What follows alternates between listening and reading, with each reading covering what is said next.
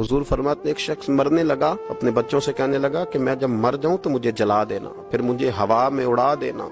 पुत्र मुझे उड़ा देना, मुझे बड़ा डर लगता है, अगर रब ने मुझसे हिसाब पूछा तो मैं काबिल नहीं हूँ, अगर उसने मुझसे हिसाब लिया तो बड़ा सख्त हिसाब लेगा। हुजूर फरमाते हैं, बुखारी में मौजूद है, उसके बच्चों ने इसी तरह किया। उसके मरने के बाद उसे जलाया, हवा में उड़ा दिया।